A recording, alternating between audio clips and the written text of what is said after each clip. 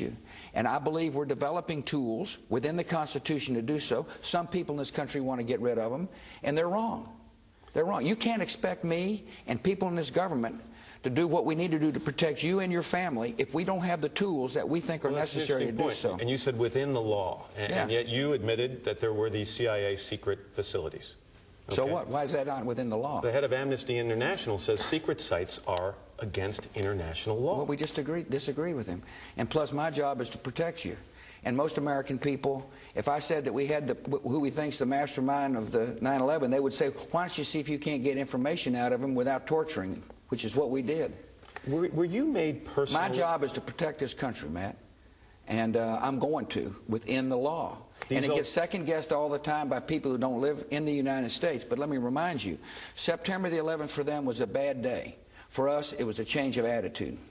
These alternative methods you talked about in terms of extracting information from these suspected terrorists, were you made personally aware of all of the techniques that were used, for example, against a Khalid Sheikh Mohammed, and did you approve all of those techniques? I told our people, get information without torture, and was assured by our Justice Department that we were not torturing. It's been reported that with Khalid Sheikh Mohammed, he was what they call waterboarded.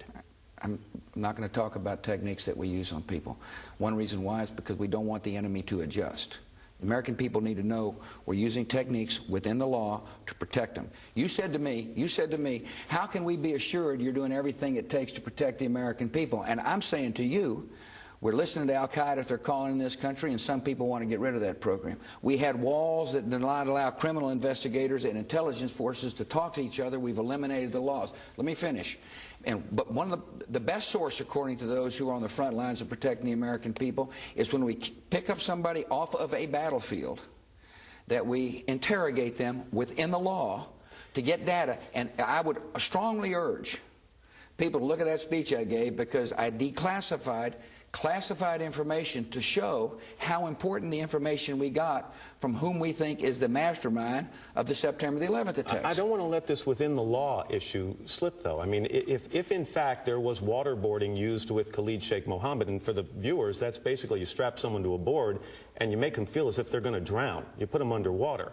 If that was legal and within the law, why couldn't you do it at Guantanamo? Why'd you have to go to a secret location around the world? I'm not going to talk about techniques.